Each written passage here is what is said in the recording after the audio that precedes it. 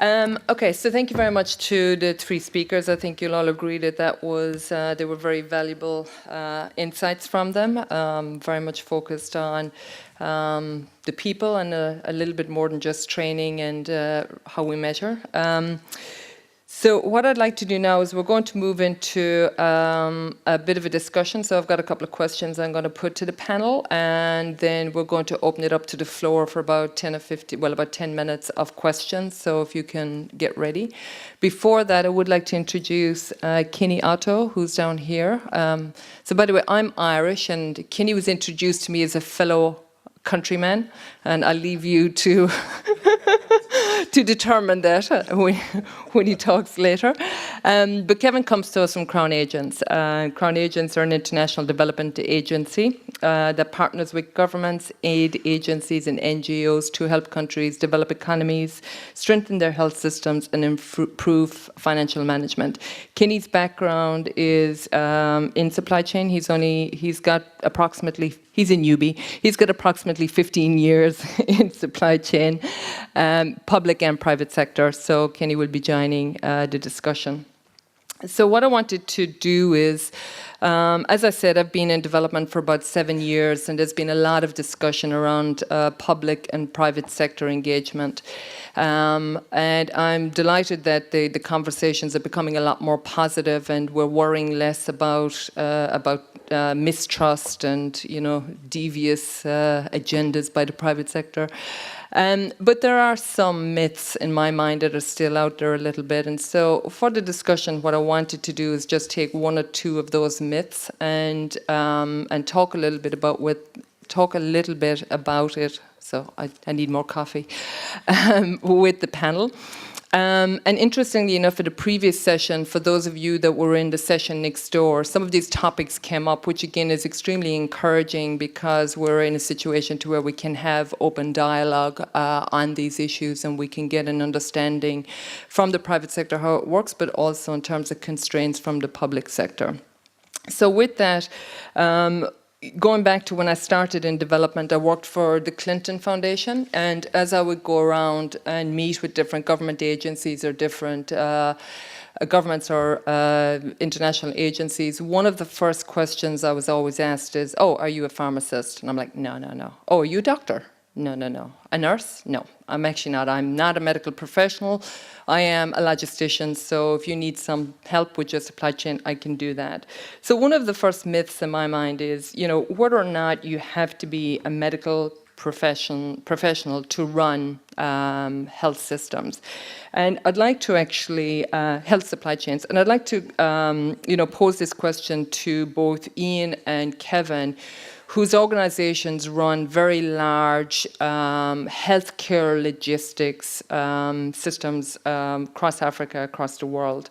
And, I'd like for you just to, I guess, help us understand a little bit about, in your healthcare logistics, do you have medical professionals within your organizations? And if so, what is the role that they play? So I'll start off with you, Kevin, if you don't mind.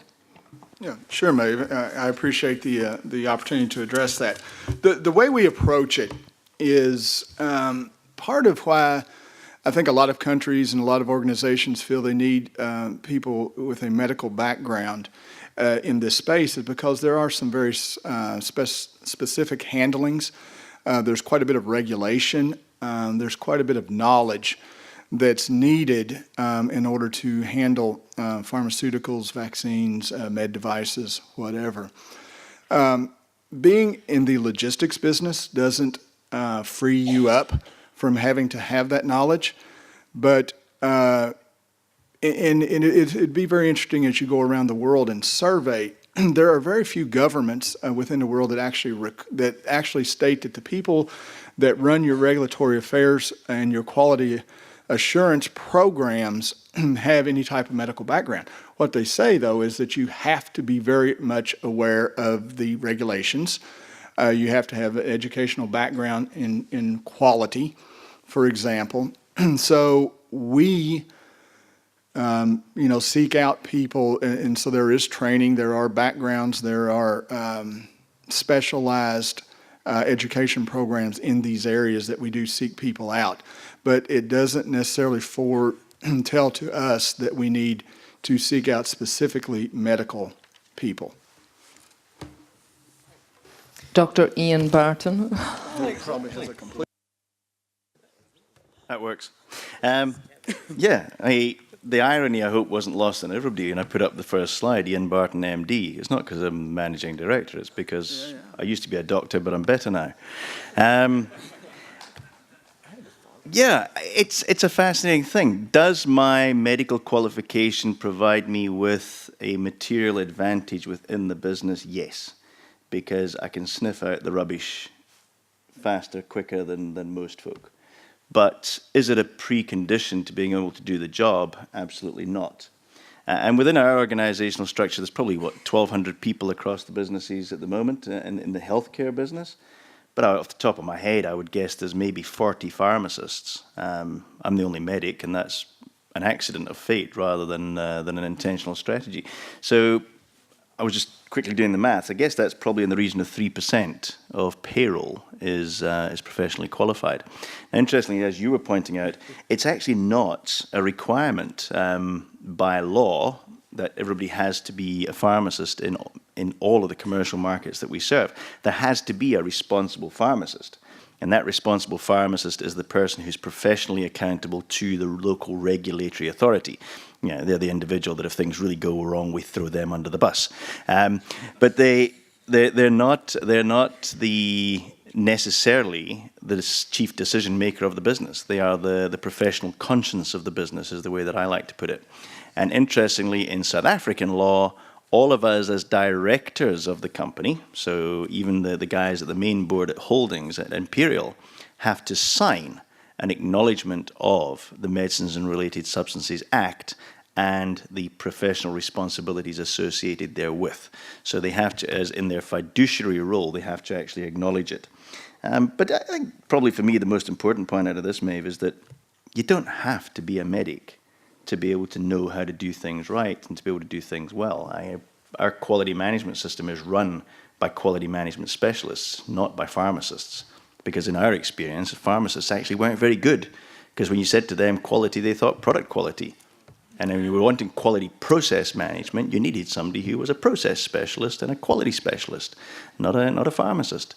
So, and then there's the other one, which is, you know, we all sit in all these meetings and we think that because we're healthcare professionals, we know more about cold chain management because medicines are very, very clever things. Well, in my experience, the people who know a lot more about cold chain than we do are the guys who are moving the flowers and the food around because their entire livelihood depends on getting it right. And so there's a huge amount that we can learn from other industries who are doing stuff a lot more cleverly, a lot more simply, and usually a lot more cheaply than we were able to do it in the healthcare space. So I think it's counterintuitive. Yeah. And Ian, the only thing I'll add onto that, you throw them under the bus, we give them their you go to jail card. So. So I guess the lesson here is that you don't have to be a medical professional to do logistics, but you can be, and you can do a pretty okay job of it as well, you know. So you did all right, Ian. So I'm actually going to, because we are running a little bit tight in time, and I really want to go to questions. I'm just going to ask one more question, and I'm going to direct that to my fellow countrymen and to Wendy. So the second myth that I look at is that, as I mentioned, there has been a lot of mistrust around the private sector, but there's also been this view that, I should say mistrust on both sides. It's not just mistrust of the private sector, but there's also a view that because of the limitations that are on the public sector, and I think Chanel kind of referred to it this morning, that there is very limited applicability for the private sector in this space. So I guess given that private sector are profit-based and doesn't have the same constraints, you know, again, let's start with Kenny and then we'll go on to Wendy. You know, do you feel that that is true, or do you think that there is applicability for the private sector within the public health space, and if so, what that might look like? Yeah, thank you, Maeve. Just to be a bit different from what Kevin has said before, Crown agents have been around for over 170 years, and since 1833. And only recently, yesterday, one of our colleagues spent 41 years, something like that. Yeah, just retired. So logistics or supply chain has been around for a very long time, and it's been managed well by both the private and the public sector. So to say that there's no requirements for private sector in the supply chain or delivery of medicines to the last mile, it's a very wrong impression to have. And having said that, I look at my work in Ireland, and I worked in the hospital for a while. Now, how do you think you get your medicines? When I go to the hospital, I just receive my medicine. I don't know how it gets there, but we never really think about it until you take a step back. Look at what Ian does. Look at what UPS does. If we don't have supply chain people in the space of delivering better healthcare outcomes, we can't get the results that we want. So private sector, in terms of private-public partnership, is highly required in the delivery of medicine to the last mile. It's the patients at the end of the day that we want to solve. The issue here is we talk about people at the end of the chain where they need to get the medicine. How does it get there is the most important thing. The private sector can play a great role in achieving that end result. Thanks. Yeah, just quickly, Wendy, and then if we can have people preparing their questions. Thanks. Sure, and I don't know how long Deloitte has been in business, but it's been a long time. Probably longer than Right. And with Deloitte as a consulting firm, I think, we definitely see us having a role in supporting supply chain, but from the standpoint of helping to improve the performance of supply chains. We have, global practices of people with expertise in that help look at supply chains from all angles, whether it's process or technology or people. And we continually look to innovate on how we see the evolution of supply chains and where it's going in order to provide that kind of support to our clients.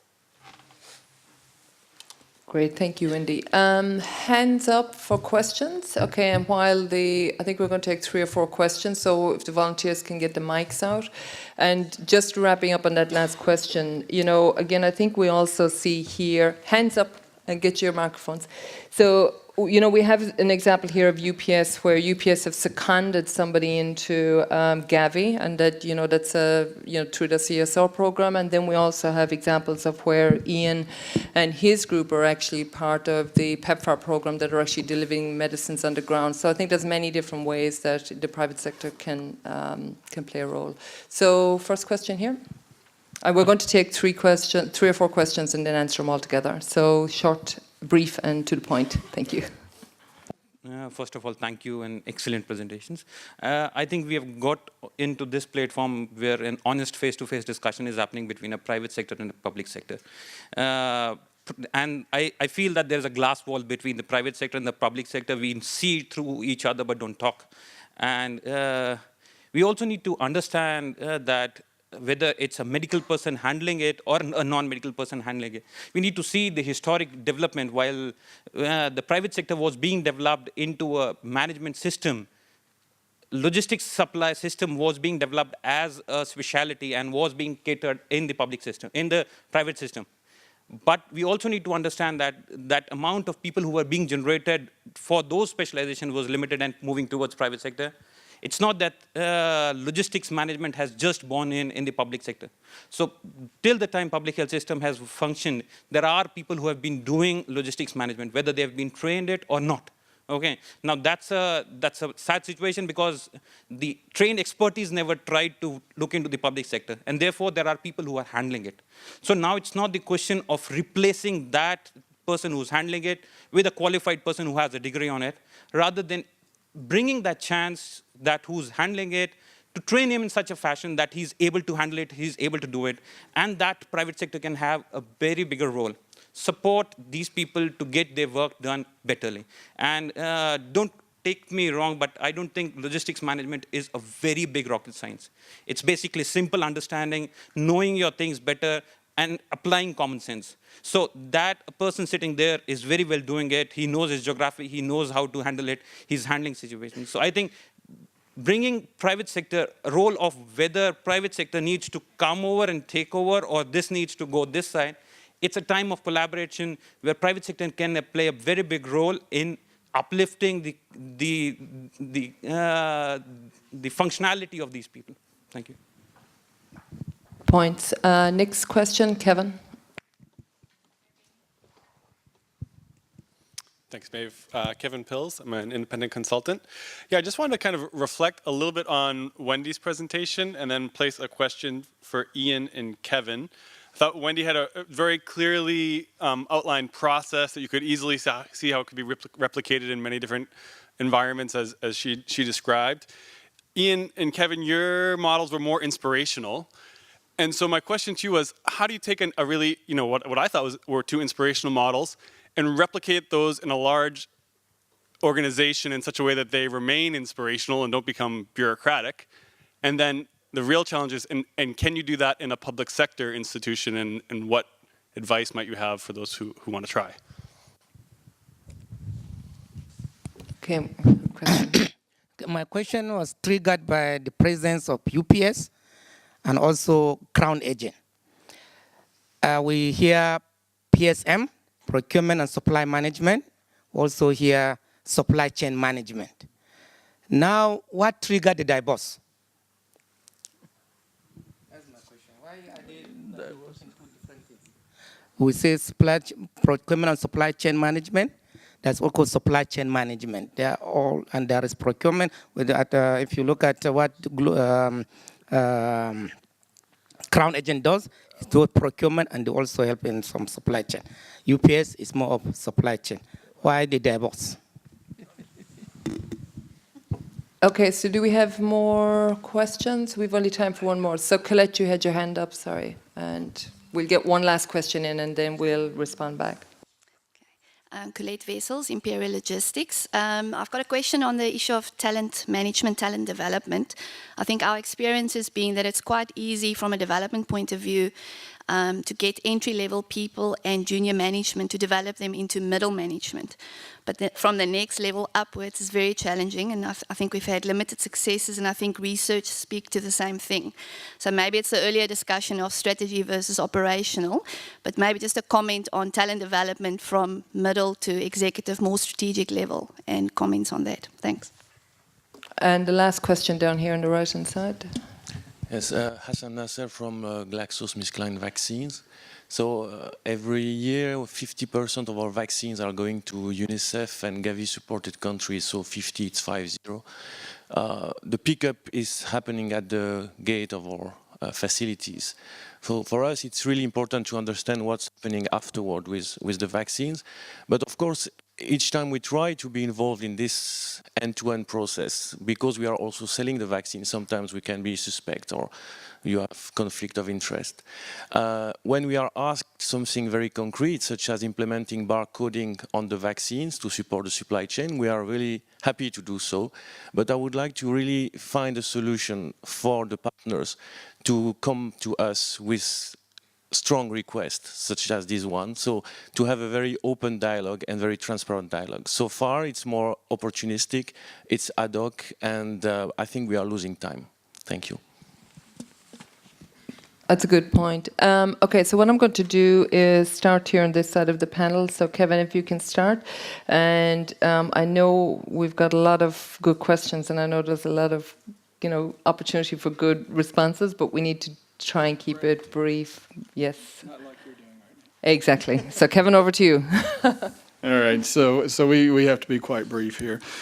So I'll try to, first of all, I love the glass wall example, and I absolutely agree. I know there's public sector folks, private sector folks that are doing this, and I think it's meetings like this and collaborations like this and getting face to face to where we can begin to have those conversations and kind of compare notes.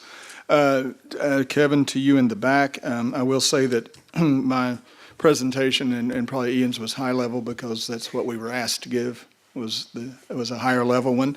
But certainly what I would hope that you would take away from that is that, 100 years of this shared kind of model, this shared responsibility, this constructive discontent, that allows us, that is very sustainable, it's very replicatable. We've 400,000 employees, 40,000 management people, of which most of them are thinking this way. I'll leave for Ian to answer some of the rest then.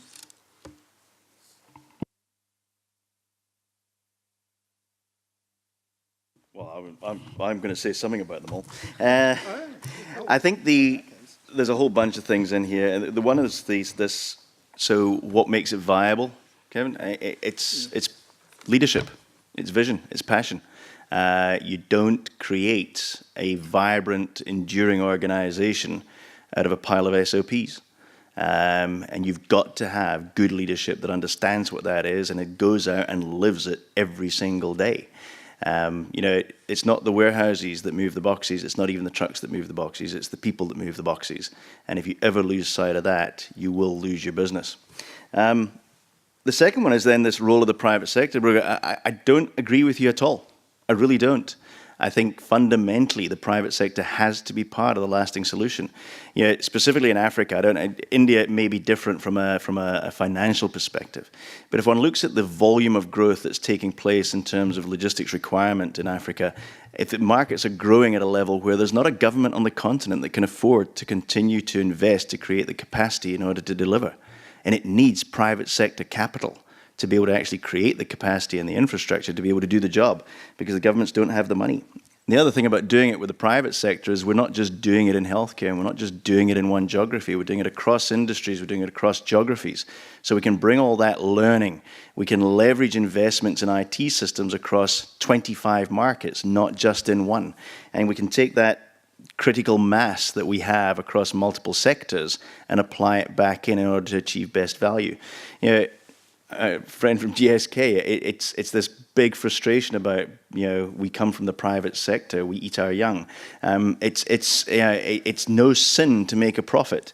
And in fact, Brian Brink from Anglo American, who's the longest serving board member of the Global Fund, made a comment in my panel presentation at the AIDS conference where he said, profit in fact is the reduction of wastage. And in fact, it's not true that by outsourcing to the private sector, they will charge you more. And it's not true that they will scrimp on cost. It just means that they're better practiced and more effective at delivering a low-cost, efficient, optimized service that reduces the wastage, and out of that, we make a profit. And so it brings you down to that final thing, which is so what is sustainability? And sustainability for me, quite simply, is commercial viability. I've never seen anything that endured that actually didn't have a commercially sustainable business model, a commercially viable business model, and therein lies sustainability. Two last very quick comments. The difference, procurement services, logistics services, and we never ever lived in each other's place.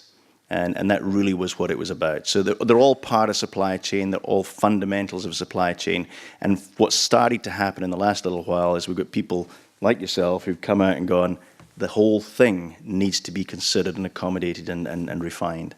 And then the last one to Colette's comment, which is, how do you get from the middle into the executive? Well, the existing executive has to take the risk. You've got to take some people, you've got to invest in them, you've got to take the chance, you've got to give them the opportunity, you've got to do it while they're young, you've got to do it while they're energetic, and you, as the person who's putting them out in the front line, you've got to own the responsibility of ensuring their success, and you've got to provide every single support structure that they need in order to achieve that. So it's the movement from up the organization to that middle management level, the organization can do that. But when it comes to actually pulling the people through that last piece, it requires individual leaders within the organization to take responsibility and accountability for doing so. I'll comment on the question about the inspirational model to the replicable. I completely agree with Ian's comments about it starting with leadership and leadership walking the talk about the core values that they want in the organization. I think the next step, though, is integrating that into your performance management process and really defining those things that you want to measure in people and their performance that is really important to the organization. And so if those core values are, shared mission or certain attributes that you like to see, then that's what you need to measure, and that will reward those types of behaviors, and then you will see those replicated. In terms of the leadership, again, great answer from Ian. I think it starts with a very similar sort of answer, starting with a competency model around what are those leadership characteristics that you want to see, so that people understand what the path is to getting to that executive level. And then having development programs that start with succession planning or identifying those young people that are top performers that have the potential to be senior leaders, and then grooming them through the apprenticeship model of having them work alongside more senior professionals that can mentor them through those challenges of their professional development. Yeah, just quickly, I'll just comment on the question around the PSM and supply chain management. Now, it's not different as such, but it's all about core competence. Crown agents, our focus is more on, we do procurement, we do technical advice, we do freight forwarding, we do training. And I suppose Ian Barton will be more specialized in warehousing, and my colleagues beside me, UPS will be more focused on more or less like the movement of goods from A to B. So we're doing one and the same thing. The objectives of the supply chain is to deliver product from the upstream to the downstream. And that's really what supply chain is all about. Thank you. Thank you all very much. First of all, I'd like if you could give the panel a round of applause.